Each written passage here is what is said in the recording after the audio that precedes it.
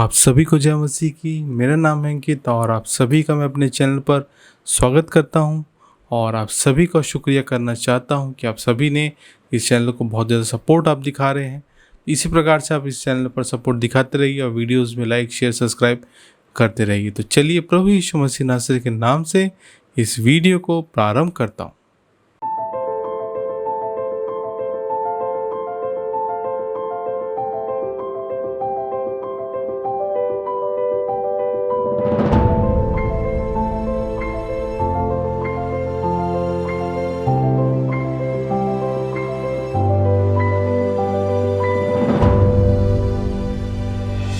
आज हम बात करने वाले हैं मुंह के फल के विषय में कि मुंह का फल का विषय में बाइबल हमें क्या सिखाती है और किस प्रकार से जो हमारे मुंह के फल के विषय में हमारे लिखा हुआ है, किस प्रकार से आप अपने लिए लाभ के साथ उसको उपयोग कर सकते हैं या हमारे जीवन में किस प्रकार से वो हानि भी उत्पन्न कर सकता है। आज हम इसी बारे में चर्चा करेंगे। सबसे पहले हम निकाल लेंगे मत्ती उसका 12वां अध्याय और उसका 35वां पद, जहाँ पर लिखा है, भला मनुष्य भले भंडार से भली बातें निकालता है, बुरा मनुष्य बुरे भंडार से बुरी बातें निकालता है।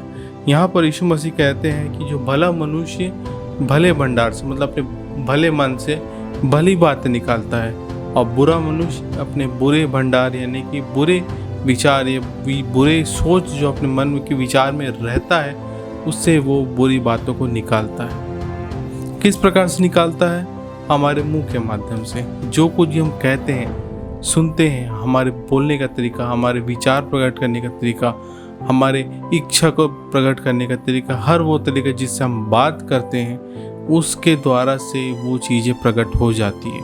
और यीशु मसीह कहते हैं कि जो भला मनुष्य होता है वो भलाई की बातों को बोलता है। किस प्रकार से एक भला मनुष्य भलाई की बात बोलता है, ये लोग कहते हैं कि ये सचमुच में भला इंसान है। एग्जाम्पल के तौर पर भी यदि कहीं लड़ाई झगड़ा हो रहा है या किसी दूसरे से लड़ाई झगड़ा हो तो भला मनुष्य कभी भी उसको गंदे शब्द या बुरे शब्द का प्रयोग नहीं करता।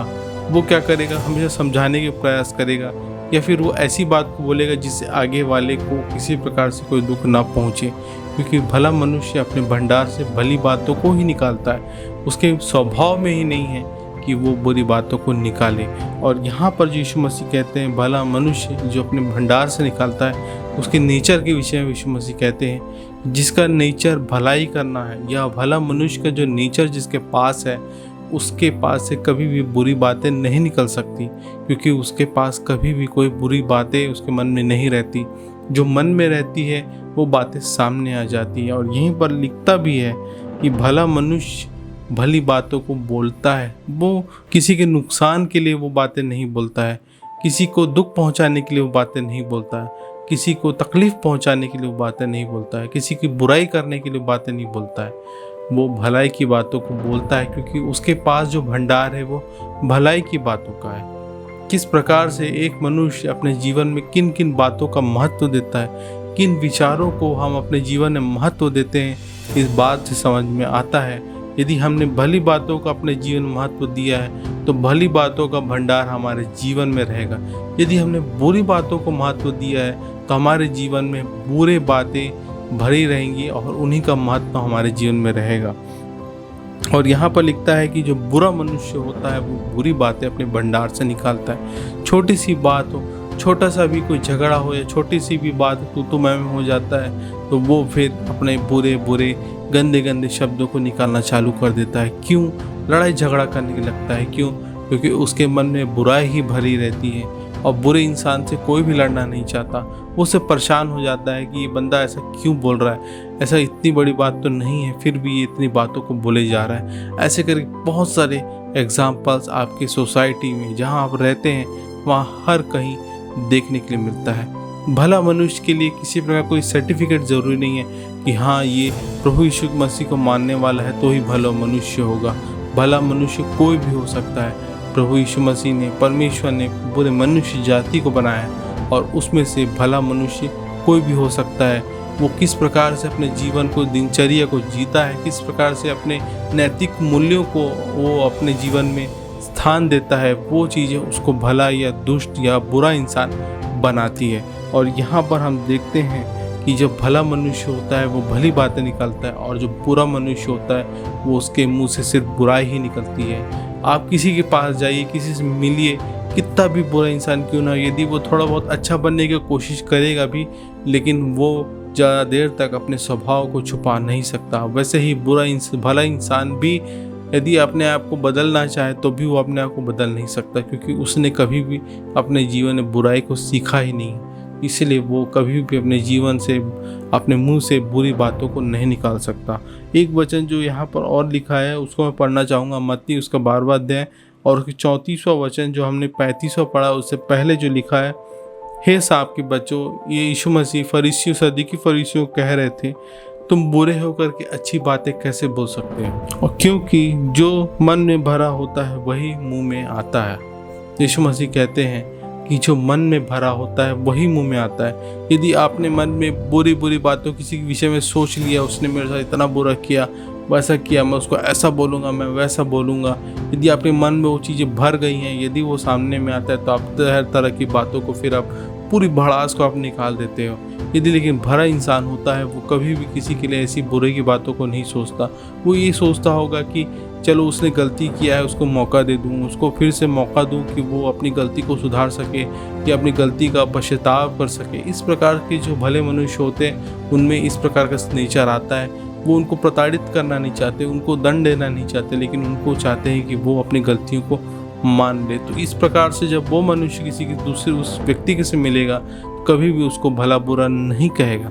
और मैं आपको इस प्रकार का उदाहरण दे रहा हूँ, तो ये मत सोचिए कि बस यही उदाहरण है और कोई उदाहरण नहीं, लेकिन हर फील्ड में यही चीज़ें अप्लाई होती है। चाहे घूस लेने वाला हो, चाहे वो ईमानदार हो, हर तरह से ये बातें अप्लाई होती है आपके हर नेचर में, हर एक काम में। जो भी आप उठते बैठते सोचते हैं, हर यह एक मैटर में ये चीज़ें अप्लाई होती हैं और आपको वो चीज़ें देखने के लिए मिल जाएगा। यदि आप घर में 2 लड़के हैं, यदि एक पर बुरा इंसान है और एक लड़का जो है ठीक ठाक जीवन जी रहा है और एक बुरे काम कर रहे हैं, तो आप उसको आसानी से परख सकते हो कि ये अच्छा है और ये बुरा है।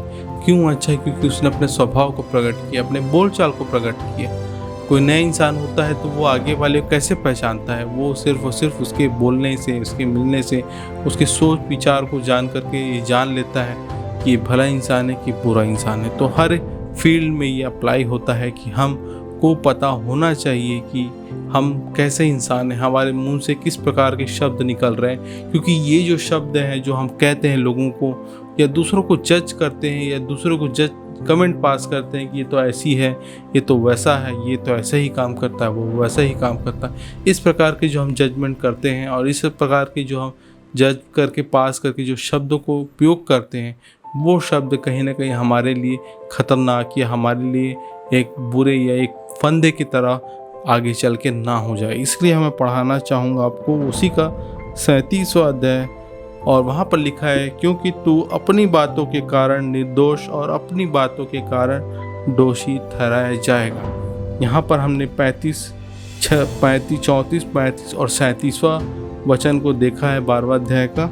और यहाँ पर यीशु मसीह कहते हैं, तू अपने ही बातों से निर्दोष और अपने ही बातों से दोषी ठहराया जाएगा। यदि आप किसी को देख करके कहते हैं ये तो चोर है, ये तो ये खूनी है, ये तो पापी है, यदि आप इस प्रकार से किसी को कहकर उसको जज करते हो, यदि आप उसके मन में एक निर्णय को ले लेते हो कि ये तो बुरा इंसान है, ये सुधर नहीं सकता, इसको मैं माफ़ी दे ही नहीं सकता, इसको माफ़ किया जा नहीं सकता, इस प्रकार से यदि हम किसी के विषय में कहते हैं, तो यीशु मसीह कहते हैं कि वो बातें हमारे लिए भी अप्लाई होंगी और वही बातें हमको निर्दोष या दोषी ठहराएगा। यदि आपने अपने अपराधियों को क्षमा किया, वैसे ही तुम्हारे अपराधों को क्षमा कर। इस प्रकार का वचन इसलिए यीशु मसीह अपने प्रभु की प्रार्थना में कहते हैं कि आप अपने अपराधियों को क्षमा करो और अपने अपराधियों के विषय में कहो कि मैंने उसको माफ़ कर दिया है, उसने भले ही जो कुछ भी किया लेकिन मैंने उसको माफ़ कर दिया है, अब मेरे मन में उसके लिए कोई ऐसा नहीं है। यदि आप इस प्रकार से अपने शब्दों को प्रयोग करते हो तो बाइबल कहती है कि ये आपको निर्दोष ठहराएगा। जब आपके पाप के विषय में बात आएगी, जब आपके बुराइयों के विषय में बात आएगी, तो प्रभु यीशु मसीह आपने जब अपने अपराधियों को क्षमा किया था, इसलिए वो आपके गुनाहों को माफ़ करेंगे। यदि आपने अपने ज़रूरतमंद लोगों के अपनी मदद की थी तो वो भी आपको मदद करेंगे। इस प्रकार से जो होता है सर्कल पूरा होता है जब आप अपने जीवन में अपने मुंह की चौकसी करते हैं और अपने विषय में कहते हैं कि मैं कोई भी ऐसी बुरी बातों को नहीं बोलूँगा, बुरे विचारों को, बुरे कामों को अपने जीवन में आने नहीं दूंगा, बुरे भंडार को अपने जीवन में नहीं लाने दूंगा। मैं आज से भले की बातों को अपने मन में रखूंगा। बाइबल कहती है कि वो निर्दोष ठहराया जाएगा, दोषी किसी प्रकार से ना ठहराया जाएगा और उसको अनंत जीवन प्राप्त होगा।